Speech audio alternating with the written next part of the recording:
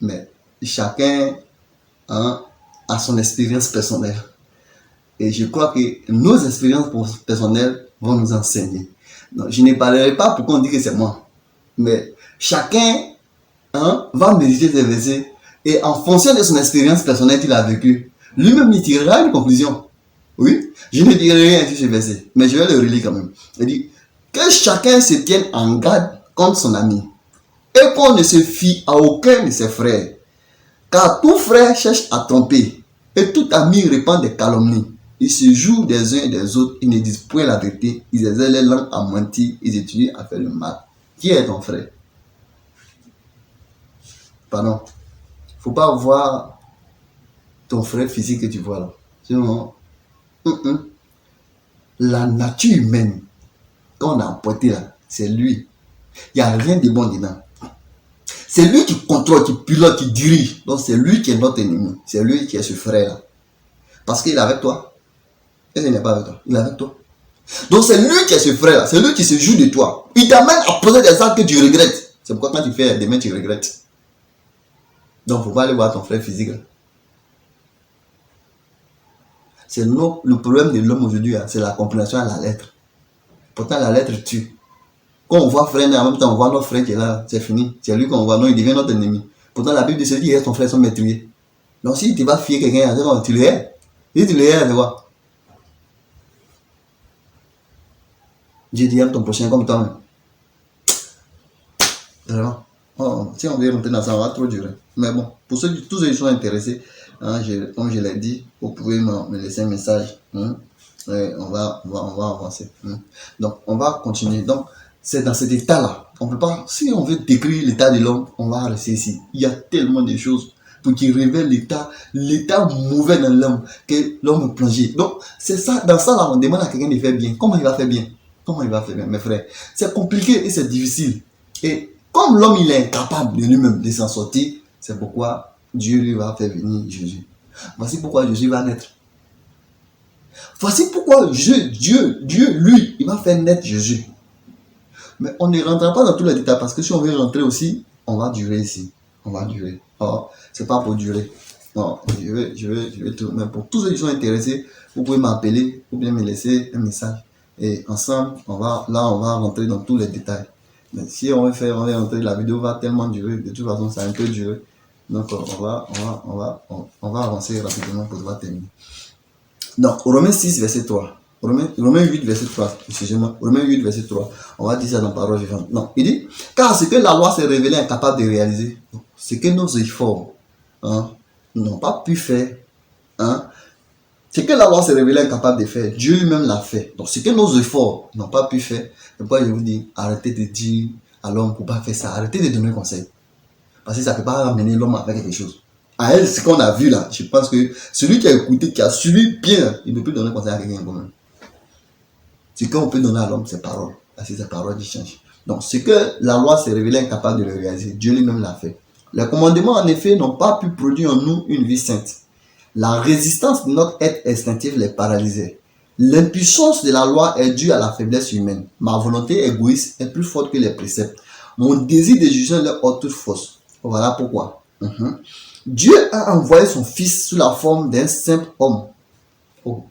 Donc, c'est pourquoi Dieu a envoyé son fils sous la forme d'un simple homme. Donc, ce que tu as vu, ce que vous voyez, on dit c'est Jésus, c'est pas lui. C'est un revêtement. Donc, il dit, écoutez, revêtu d'un corps accessible à notre corps, revêtu d'un corps semblable à notre corps accessible au péché. Non, c'est quoi? C'est un revêtement. C'est une réalité, c'est pas moi. Moi, je viens de parler là, c'est mon âme. Si mon âme sort là, on dit le corps de Odilon. Non, Odilon là, c'est pas lui là. Donc, c'est ça Jésus a posé. Donc, c'est qu'on a vu, ça là, c'est qu'on a vu Jésus, c'est pas Jésus. C'est ce revêtement là qu'on a vu. Non, c'est pas lui. Pardonnez, il faut jeter photo là. C'est pas Jésus. Jésus là, c'est un esprit. L'esprit n'a ni chair ni os. Non, ce que tu vois là, c'est pas lui. Oh. Pardon, faut jeter. Faut jeter ça rapidement. Photo là, faut jeter. C'est même pas lui. Jésus, c'est un esprit. On dit, on l'a revêtu de ça là pour venir faire travail là. C'est ça, c'est pas moi il dit, voilà pourquoi Dieu a envoyé son fils sous la forme d'un simple homme, revêtu d'un corps semblable à notre corps accessible au péché. Donc, ce corps-là qui est accessible au péché, parce que c'est la nature du diable. C'est dans ça que le diable agit. C'est dans ça qu'il pilote toutes ses opérations. C'est son quartier général même. C'est dedans que lui, il est. Et puis, il pilote toutes les opérations. Hein? Donc, c'est ce corps-là qu'on a fait porter. Donc, lui, il a porté ce corps-là. Pourquoi? On dit, dans cette nature, dans cette chair pareille à la nôtre, donc dans cette chair pareille à la nôtre dans laquelle il est rentré, Jésus a triomphé du péché. Donc Jésus a triomphé du péché. Il allait détruire, parce que sa mort a détruit celui qui a la puissance de la mort, c'est-à-dire le diable. Donc il a triomphé du péché. Donc il a détruit la mort.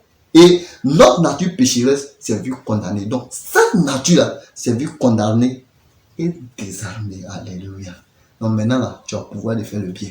Oui. Maintenant là, tu as le pouvoir de rire. Parce qu'on a détruit cette nature. On l'a condamnée, on l'a désarmée. Il dit, en offrant sa vie, en sacrifice pour le péché, il a brisé le joug du mal. Alléluia. Donc, il a brisé le joug du mal. Donc, maintenant là, tu n'es plus esclave, tu es libéré. Alléluia. Tu n'es plus esclave, tu es libéré. Pourquoi? Parce que Jésus-Christ a porté la nature humaine. Il a détruit la nature. Donc, le diable ne peut plus t'infliger quoi que ce soit encore. Jamais. Parce que tu es libéré. Tu n'es plus à l'esclavage. On continue.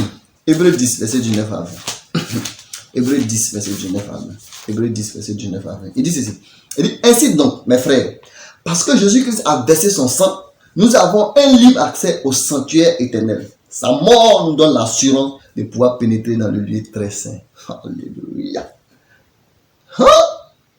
Donc moi, ici, là, la mort de Jésus me permet de pénétrer dans le lieu très saint, dans le sanctuaire éternel. Donc j'accède auprès de Dieu. Oh, regardez le privilège qu'on m'a accordé. Moi, mauvais que j'étais, oui, malfaiteur que je sais, oui, on vient m'annoncer cette bonne nouvelle. Qu'aujourd'hui, parce que mon grand frère, oui, Seigneur Jésus, a baissé son sang. Donc moi, j'ai accès au sanctuaire, au lieu très saint. Oh, donc j'ai un accès. Est-ce que vous connaissez ce qu'on appelle accès? Tu as la carte d'accès. Le lieu où personne ne peut rentrer. Toi, quand tu arrives là, quand tu bagues comme ça, prends la porte s'ouvre et puis tu rentres. Et tu regardes comme. Regardez les coins, les trois secrets où les gens, c'est les qui accèdent. Ils ont quoi? Ils ont une carte d'accès. Quand ils arrivent, ils font comme ça. Et puis ils rentrent. On dit, toi, par le sacrifice de notre Seigneur Jésus-Christ, on t'a donné accès au lieu très saint. Toi, tu es dans le lieu très saint. C'est toi qui pleures. C'est toi, maladie finit pas sur toi. C'est toi, problèmes et difficultés sont tous sur toi. Toi qui es en train de pleurer là. Oh, tu n'as pas rien non plus. Pardon, tu n'es pas encore rentré. Oh, tu n'es pas encore rentré. Reviens à la raison. Et puis, viens. Parce qu'il n'est pas encore tard. Tant que ton âme n'est pas encore sortie, c'est que tu as encore une possibilité. Oui. Donc, reviens. Et reviens. Donc, on dit, il a frayé le chemin. Un chemin nouveau qui mène dans la vie au-delà du voile du sanctuaire. Il a pu l'inaugurer parce qu'il a pris sur lui la nature humaine. Donc, c'est quand on est dans cette nature humaine, on ne peut pas avoir accès. Non, jamais. La chair ne n'hérite pas le royaume. Donc, quand l'homme va se considérer dans cette nature humaine, il n'a pas accès. Mais Jésus-Christ a pris sur lui cette nature humaine. Il a détruit la nature humaine. C'est pourquoi il dit que, quand on dit péché là, il ne faut pas voir quelqu'un qui allait boire, qui allait fumer. Non, c'est pas ça. C'est une nature, c'est une vie. C'est une vie que l'homme a hérité. Et c'est cette nature-là, c'est dans ça que c'est tous les mauvais caractères de la terre qu'on appelle les péchés. Et c'est ça que Jésus-Christ a porté, il allait détruire. Donc c'est pourquoi on dit que notre nature pécheresse, c'est vu condamnée et désarmée. Donc celui qui rentre dans ça, là, ce n'est pas toi qui vas lui dire de ne plus faire ça, non. Mais parce qu'il est rentré, on lui a communiqué une nouvelle vie, on lui a communiqué un nouveau souffle. Et ce nouveau souffle et cette nouvelle vie l'amène à renoncer à toutes ces choses. Donc il a le pouvoir de dire non. Quand ça vient, on dit va faire ça, il dit bien.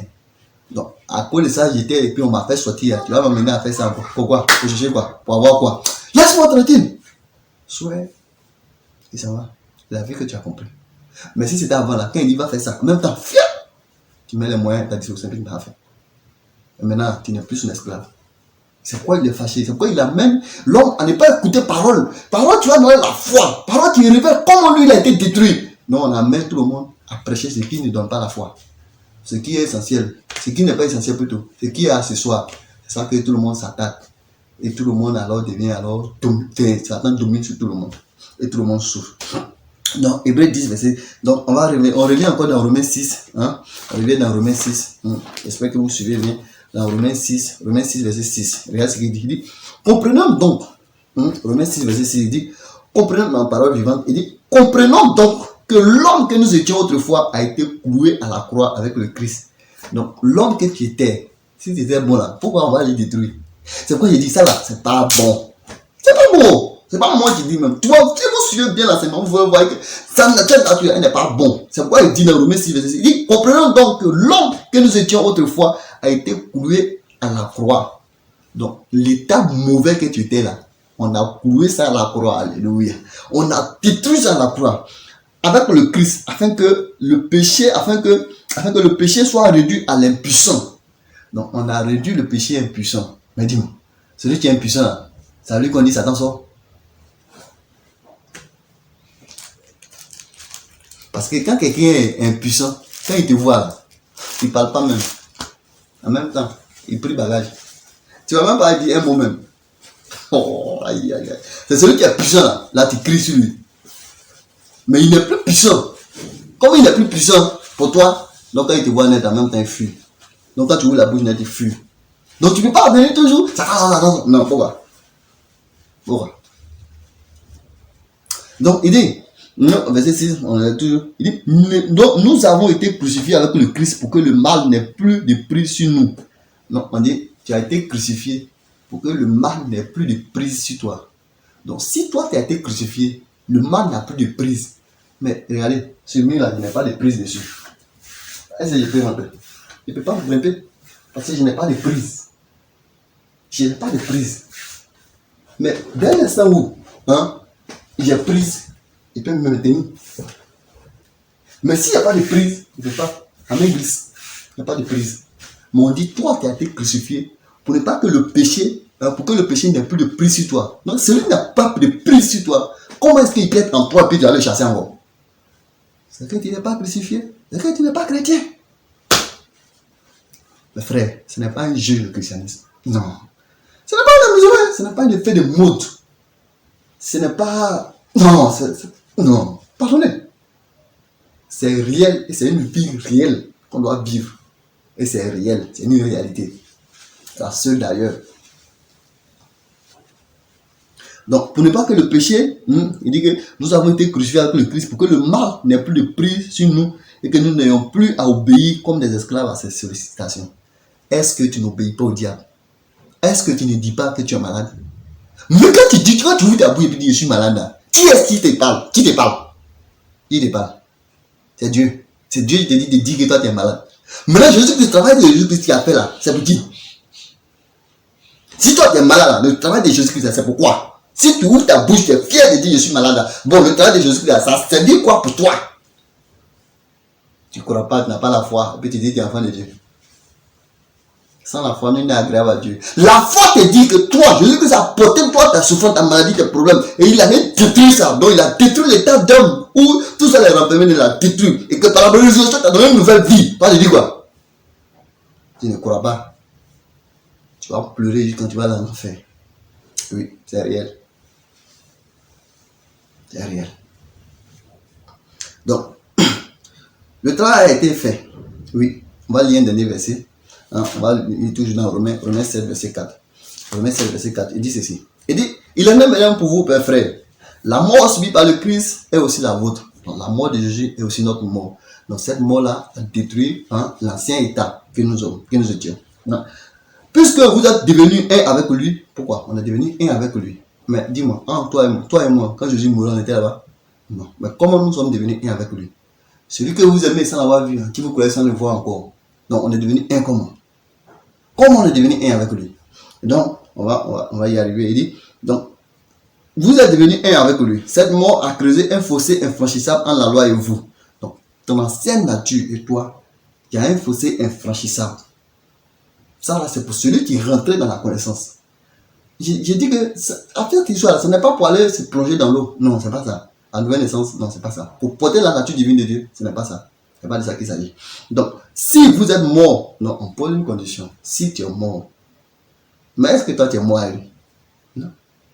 Quand il mourait, Côte d'Ivoire n'existait pas. Mais on dit, si toi tu es mort, donc on dit, si tu es mort, le lien qui vous unissait à la loi est donc rompu. Donc, si tu es mort, alors le lien qui t'unissait à l'ancienne naissance, à l'ancienne vie, l'origine charnelle, où l'eau et le sang, le cordon ombilical, le placenta, le nom, dominait ta vie. Alors, si tu es ressuscité mort avec lui, c'est fini, le lien est rompu. C'est pourquoi je vous amène toujours à venir vous approprier du livre. Le pouvoir de l'eau et du sang, de la naissance, a scellé le sort de tout être humain. Tant que l'homme ne quitte pas dans cet état de vie-là, il ne peut pas être tranquille. Mais celui qui rentre dans cette nouvelle naissance établie par Dieu lui-même, celui va être tranquille. Donc, prenez vos livres, pardonnez. Le livre là, ça ne coûte pas cher, c'est 3 000 seulement. Prenez vos livres. Prenez vos livres. Prenez vos livres. Vous allez comprendre le vrai processus. Vous allez comprendre toutes choses en profondeur qui n'ont pas été révélées dans cette étude. Alléluia. Donc, la loi n'a plus de pouvoir sur vous. Vous êtes par conséquent libre d'appartenir à un autre. Donc, on dit que la loi n'a plus de pouvoir sur vous et tu es libre d'appartenir à un autre, de contracter une union, je veux dire, avec le Christ. Donc, quand tu es mort là, tu vas contracter une autre alliance puisque la mort n'a plus d'influence sur toi. Le diable n'a plus d'influence sur toi. Tu es libre. Donc, tu vas contracter une autre alliance. Et l'autre union que tu vas contracter, c'est avec le Christ. Donc, maintenant, si toi, tu as fait une alliance avec le Christ, et que c'est le Christ maintenant qui est devenu ton maître, ton patron, ton mari, c'est quoi il va te faire dans le monde ici? Oh. Si tu es effrayé, c'est que tu n'es pas Christ. C'est que tu n'es pas marié à Christ. C'est que tu n'es pas uni à lui. Tu n'as pas fait alliance avec lui. Donc il est temps. Viens faire ton alliance. Viens faire ton alliance. Ton alliance se fait par la connaissance. Oui. Donc, vous aussi. Donc, on va voir. Dans Romains 6. Donc, comment nous on peut être bénéficiaires de cette œuvre? Cette œuvre qui a été faite. Donc, nous n'avons pas vu. Mais qu'on nous amène à participer. Parce qu'on nous pose une question. Que si nous sommes ressuscités avec lui, si nous sommes morts avec lui, donc comment est-ce que nous devons mourir avec lui? On meurt comment? On meurt comment? On doit mourir comment? Est-ce qu'on doit aller à Golgotha pour aller à la croix, se faire crucifier et puis aller dans le tombeau? Mais comment nous devons mourir? Il dit Dieu est esprit. Ceux qui l'adorent, l'adorent en esprit et en vérité. Donc l'adoration en esprit, c'est une adoration spirituelle. C'est une adoration, on dirait, invisible, qu'on ne voit pas, qui se passe où? Dans la pensée. Donc lui il dit dans Romains 6, verset 11, à vous de même, à vous de prendre la même attitude mentale. Donc toi aussi, tu dois rentrer dans la même attitude mentale. Tu dois emmagasiner dans ta pensée le travail suivi par le Christ qui l'a conduit à la mort et à la résurrection. Donc, il dit, à vous de prendre la même attitude. Vous êtes morts pour le péché, considérez-vous donc comme des morts à l'égard de son appel. Donc, il dit, tu es mort pour le péché, tu es mort comment? À la croix, c'est à la croix que Jésus est mort. Donc, toi aussi, tu dois te voir mort à la croix. Donc, si tu te vois mort à la croix, et que Christ n'est pas resté dans la mort, alors tu vas te voir ressusciter, sortir du tombeau. Alors, si tu sors du tombeau, alors tu n'appartiens plus à l'origine charnelle. Non, jamais. La nature humaine ne peut plus avoir d'impact sur toi. Pourquoi? Parce que tu es mort et ressuscité. Si tu es mort et tu es ressuscité, tu n'appartiens plus au diable. Il ne peut plus te dominer. Pourquoi il va te dominer alors? Est-ce que c'est lui qui t'a ressuscité? Non, qui t'a ressuscité? C'est Dieu.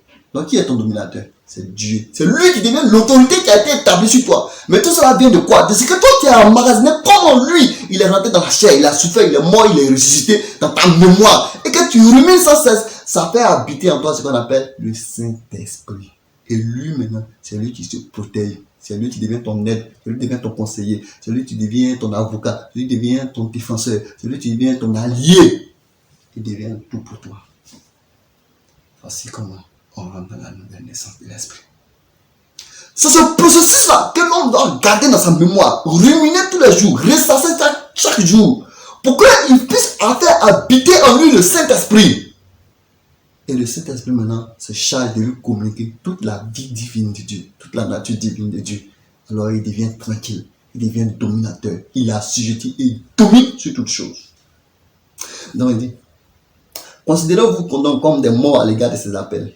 Considérez votre relation avec lui comme rompue d'une part. Regardez-vous d'autre part comme vivant pour Dieu dans une communion ininterrompue. Parole vivante, s'il vous plaît. Il dit, considérez-vous comme vivant pour Dieu dans une communion ininterrompue avec lui. Puisque vous êtes en Christ, vous êtes en Jésus-Christ, notre Sauveur. Donc, On dit de te considérer que toi, tu n'es plus cher. C'est pourquoi il dit que même si je vis dans cette chair, je vis dans la foi. La foi ne voit pas, mais elle croit. La foi dit que toi, on a changé ta nature. La foi dit que toi, tant bien même que tu vis dans ce corps physique, mais tu n'es pas physique parce que tu es esprit, tu es devenu esprit. Toi, tu dis quoi? Non, tu es homme, tu es homme. Tant que tu vas demeurer dans ton état de homme, maladie, problème, difficulté, ça va jamais finir sur toi. Tu vas périr. Et le comble, dès que ton âme sort, tu vas en enfer. Parce que tu es homme. Dieu n'est pas homme. Son enfant n'est pas homme. Il est esprit. Chien met chien au monde. Quand bœuf fait son enfant, c'est bœuf. Donc si Dieu n'est pas chien et qu'il fait son enfant, il est quoi? Il est esprit. Donc parce qu'on est devenu chien, c'est pourquoi on souffrait. Parce que cette chair-là nous a fait appartenir au diable. Lui, il est venu changer notre nature. Il nous a fait porter la nature divine. Donc cette nature divine nous amène à triompher, nous amène à dominer. Parce que Dieu est assis dans cette nature. Dieu est l'autorité qui a été établie dans cette nature. Alors sa puissance là, sinon dans l'âme qui a fait connaître avec le Saint-Esprit, alors il devient dominateur et il triomphe sur toutes choses. Ce n'est pas ton effort, ce n'est pas ta puissance. Non, tu ne peux rien faire. C'est Dieu qui a fait toutes choses pour nous. Là, tu peux faire quoi? Ce n'est pas du jeu. C'est en ce sens qu'il va dire au verset 14, il dit, votre maître n'est plus le péché. Pourquoi? Parce que ce n'est pas le diable qui t'a recréé. Non, jamais. C'est Dieu lui-même qui t'a recréé. Donc si c'est Dieu qui t'a recréé, ton maître n'est plus le diable. Donc si ton maître n'est plus le diable, comment est-ce que le diable peut t'infliger maladie et puis tu pleures? Comment est-ce que le diable va t'infliger problème et puis tu pleures? Comment est-ce que le diable va t'infliger gémissement et puis tu pleures? Comment est-ce que le diable va t'infliger souffrance? C'est ton maître.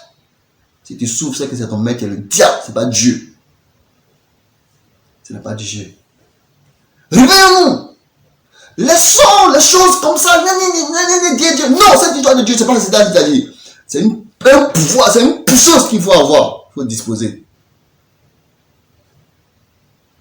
Votre maître n'est plus le péché. Il ne conserve aucun droit sur toi. Dieu dit que ton maître n'est plus le péché, que le diable ne conserve aucun droit sur toi. Tu dis quoi? Tu pleures, tu gémis, tu cries. Maladie est sur toi. Tu ne veux même pas parler, tu regardes. Ta vie est liée entre les mains des médecins. Je ne vais pas dire qu'il n'est pas là à l'hôpital. Mais toute ta vie est liée. Si tu vas à l'hôpital quand on dit le médecin n'est pas là, tu as mis ta main sur la tête et tu es mort. Pourquoi? Là où on dit on ne peut pas guérir, là où on dit on ne peut pas soigner, Dieu dit qu'il a soigné. Toi, tu dis quoi? Tu ne crois pas, tu n'as pas la foi. Tu vas rester dans ton état. Là où on dit on ne peut rien faire, là où on dit tu es destiné à mort, là où on dit c'est le médicament tu vas boire, tu vas mourir, Dieu dit c'est arrêté. Toi, tu dis quoi? Tu ne crois pas, tu ne peux pas bénéficier. Jamais. Parce que Dieu remet ceux qui ont la foi, non pas ceux qui posent des actes physiques, bien évidemment, mais ceux qui posent des actes spirituels. Pas ceux qui posent des actes physiques, mais ceux qui posent des actes spirituels. Et les actes spirituels courent à ton salut. Oui. C'est pas ceux qui font des œuvres physiques, mais ceux qui font des œuvres spirituelles. Et l'œuvre a été déjà faite. Et ceux qui rentrent maintenant, c'est eux qui bénéficient. Ouais. Ceux qui ruminent, ceux qui reçoivent, c'est eux. C'est eux qui sont bénéficiaires. Alléluia. Donc il dit, il ne conserve aucun droit sur vous. Il ne pourra par conséquent ni vous dominer, ni vous vaincre. Vous ne relevez plus de la loi. Votre vie est placée sous le signe de la grâce divine. Alléluia. Ta vie est placée sous le signe de la grâce divine. Et tu te laisses malmener par les esprits. Tu te laisses dominer par les esprits. C'est toi, c'est ton choix, c'est ta décision. Ce que tu dis, Dieu est d'accord. Si tu refuses, alors Dieu sera d'accord avec toi. Si tu acceptes, tu vas périr. Parce que là où Dieu n'est pas, il ne rentre pas là-bas. Mais celui qui demeure dans ce qu'il est, Dieu est avec lui. Pour lui donner la paix, la joie, le bonheur. Alléluia. D'accord. On va continuer. On va continuer. On va continuer dans Galates 3, verset 26. Galates 3, verset 27. Donc, verset 26, il dit ceci. Au verset 26, il dit, maintenant, vous tous qui croyez, oh, alléluia, on dit, si tu crois. Tu as entendu quoi? Pour croire. Pour croire quelque chose, il faut entendre. Tu as entendu quoi? Pour croire. Mais on dit, maintenant, vous tous qui croyez, vous êtes fils de Dieu à cause de votre foi. On n'a pas dit que tu es fils de Dieu parce que tu allais te baptiser dans l'eau. Ou bien tu allais te faire baptiser par quelqu'un. Aujourd'hui encore, il y a des gens qui disent, si moi je ne t'ai pas baptisé, tu ne peux pas avoir salut. Qui a dit? On dit, vous qui avez été, on dit, maintenant, vous tous qui croyez en Jésus, vous êtes fils de Dieu à cause de votre foi. Vous êtes admis dans la communion avec Jésus-Christ. On dit, ceux qui croient là, ils sont fils de Dieu. Et ils sont admis dans la communion avec Christ. C'est pas moi, hein. C'est la Bible là qui dit ça. Il dit, vous tous qui croyez en Jésus-Christ, vous êtes fils de Dieu à cause de votre foi. Et vous êtes admis dans la communion avec Jésus-Christ. Voilà comment on rentre en communion avec lui. Tu crois. Et c'est quand tu as entendu que tu crois là, tu mets en toi. Et que tu rumines, tu tiens pour faire, tu bats ta vie sur ça là. On dit, ça t'établit dans la communion avec Christ. Donc si tu deviens dans cette communion là, on dit tu deviens fils de Dieu. Donc c'est dans le monde là. C'est qu'on a dit là. Où est le nom des pasteurs, on a dit que si lui il n'a pas baptisé, tu ne peux pas avoir salut. On poursuit, il dit quoi? Il dit, vous tous, lorsque vous avez été baptisés pour le Christ. Donc toi tu as été baptisé pour le Christ. On n'a pas dit tu seras, on dit tu as été baptisé. Toi tu dis quoi? Tu ne crois pas. Tu ne crois pas. On dit donc, oh c'est... Tu vas aller t'asseoir quelque part, tu attends que. On dit tel homme, lui va dire, si moi je n'étais pas baptisé, toi tu ne gagnes pas salut. Et puis tu es fier, tu suis. Mais voici ce que la Bible a dit. Maintenant, il dit oui, vous tous, lorsque vous avez été baptisés, on dit vous avez été baptisés. Ça me fait rire. On dit vous avez été baptisés et toi tu attends encore un autre baptême. Qui va te baptiser? Il y a un seul baptême, un seul Dieu, une seule foi. Maintenant, si toi tu ne crois pas que toi tu as été baptisé, tu espères quoi encore? Tu es déchu de la grâce. Parce que tu vas accomplir la loi. C'est la mort éternelle qui t'attend. C'est quoi on dit là? Moi, c'est pas forcé. C'est quoi on dit là? C'est pas forcé. Si tu veux, tu acceptes. Si tu veux aussi, tu renonces, tu laisses. C'est pour toi seul parce que le chemin que tu vas emprunter là, c'est là, au bout là, il y a quelque chose là-bas. Forcé, il y a deux chemins. Forcé toujours le chemin au bout, il y a quelque chose là-bas. Soit c'est la vie, bien c'est la mort. Il n'y a rien à faire. Il n'y a pas un chemin qui va vite, non. Les deux chemins, là, il y a quelque chose là-bas. Non, c'est toi qui choisis ton chemin que tu veux. Voilà. Nous, Dieu, par ma voix, vous annonce une nouvelle. Une nouvelle qui vous indique le chemin à suivre. Si tu veux, tu suis. Si tu veux, tu laisses. Si tu veux aussi, si tu crois que c'est l'homme qui va te baptiser pour te donner le salut, ça c'est ton choix. Mais Dieu lui dit que vous avez été baptisés pour le Christ, immergé dans une communion spirituelle. Tu as entendu bien. Une communion spirituelle. On n'a pas dit une communion Chanel. On dit, vous avez été baptisés et vous êtes immergés dans une communion spirituelle. Donc vous êtes rentrés en communion spirituellement, en esprit, en pensée, par votre baptême spirituel. Ce n'est pas Chanel. Oh. Donc, si ça ne fait pas effet, c'est que toi, ton revêtement est dur. C'est que c'est dur, non, tu dois rentrer fort avec lui. Donc vous êtes revêtus du Christ, vous avez pris sa ressemblance et son caractère. L'enfant de Dieu là, il a pris la ressemblance de qui? De Christ. Il a pris ses caractères. Christ a fait quoi? Christ a accepté. Christ a supporté. Christ a surmonté. Et Christ a oublié. Donc si toi tu dis que tu appartiens à Christ, toi, tu dois accepter. Tu dois surmonter. Tu dois oublier. Tu dois supporter. Accepter, supporter, surmonter, oublier. Toi, tu dois arriver à ça. Si tu n'arrives pas à ça, c'est que tu n'es pas encore chrétien. Non, il faut revoir ta copie. Tant que tu es encore là, il y a toujours une opportunité encore pour toi. Alléluia. Frère, il y a tellement de choses à dire. Mais on va s'arrêter là. Mais, toute ma prière, c'est que vraiment, vous compreniez la profondeur de ces mots, que vous compreniez la profondeur de ces enseignements, et que vous soyez vraiment réconciliés avec Dieu pour que vous puissiez bénéficier de tous les privilèges que Dieu offre. Parce que quand on parle des privilèges, il y a des grands avantages dedans. La joie qui est dedans, la paix qui en découle de cette œuvre est gigantesque et magnifique. On invite chaque âme à pouvoir accéder, à pouvoir bénéficier. C'est vrai, ce n'est pas en vain que Dieu a fait cela. Et ce que Dieu a fait, il veut vraiment que nous bénéficions. Il veut vraiment que nous triomphons de tout. Je ne veux pas que nous périssons, que nous gémissons jusqu'à ce que nous périssons. Mais il veut que nous rions jusqu'à ce que nous ayons la vie, jusqu'à ce que notre âme sorte pour notre destination finale. C'est le vœu de Dieu. Donc, on va lire un dernier verset, on a déjà lu, on va le relire encore. 1 Jean 5, verset 4. 1 Jean 5, verset 4. 1 Jean 5, verset 4. On va le relire encore. Il dit, car la nature divine qui nous a été communiquée par la nouvelle naissance. Donc, la nouvelle naissance, ça revient un peu le thème de l'enseignement. La nouvelle naissance nous a communiqué la nature divine. Et cette nature-là, c'est elle qui triomphe du monde. Parce que cette nature-là, ce n'est pas l'œuvre du diable, mais c'est l'œuvre de Dieu. Donc même si nous sommes dans ce corps physique que nous voyons, mais nous sommes un esprit. C'est pourquoi dire que même si je vis dans ce corps, je vis dans la foi. Or, la foi ne voit pas. C'est pourquoi il dit ne voit pas ce que tu vois. C'est pourquoi il dit que nous ne regardons pas aux choses visibles, mais nous regardons aux choses invisibles. Pourquoi? Parce que les visibles sont passagers. Donc, ce que tu ressens, il ne faut pas voir la chose. Il ne faut pas voir ton état que tu es. Mais il faut voir, c'est lui qui est dedans.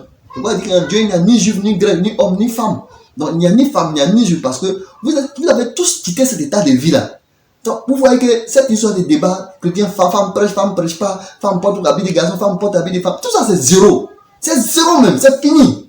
Pourquoi? Parce que on est sorti de cet état physique, on est devenu spirituel, on est devenu esprit. On a porté une nature physique, et c'est cette nature qui était à l'origine de notre problème. On nous a fait sortir de cet état. Donc, toutes ces dissensions humaines là sont finies. Maintenant, là, on n'est plus physique, mais on est esprit. Parce qu'on est devenu fils de Dieu. Donc, si on est devenu fils de Dieu et que Dieu est esprit, nous aussi nous sommes devenus esprit. Donc, on ne considère pas ce corps physique que nous voyons. On ne considère pas cette entité physique que nous voyons. Mais on considère notre âme. C'est elle qui vit. C'est pourquoi toute chose se fait en spirituel. Parce qu'on est devenu des esprits vivifiants. Oh. Mais comment est-ce que l'homme va toujours considérer son état de vie d'homme? Comment? Et si tu considères cet état, comment tu vas parvenir à la perfection? Voici, c'est à cause de ça, on voit ce qui se passe dans les christianismes, dans les milieux qu'on appelle, j'appelle communément les religieux. Regardez, il n'y a pas de joie. La joie là, c'est une joie, une joie d'un moment de culte. Quand on finit à la maison, on ne peut plus les reconnaître. Pourquoi? Parce que tout le monde demeure dans son état. Regarde ce qu'il dit, excusez-moi, je voulais m'arrêter là, mais on va lire ce texte. Il faut qu'on renonce à cette histoire. Cette histoire d'homme, non, je suis comme ça. Il dit, 1 Corinthiens 15, 1 Corinthiens 15, verset 45, oui. C'est bien ce que nous disons. Le premier homme, Adam, fut créé une âme vivante. Le dernier Adam, le Christ, est un esprit créateur de vie. Remarquez l'ordre de situation chronologique.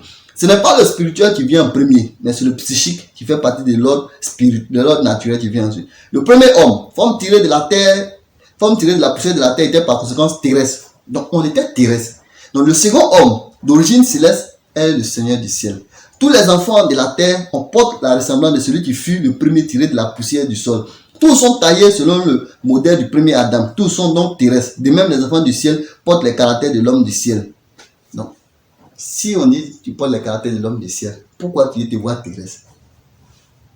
Et quand tu vas aller dire, femme prêche pas. Donc, qui est femme? Donc, toi, tu es homme, toi, tu es femme. Non, si tu es homme, tu es femme, là, tu es perdu.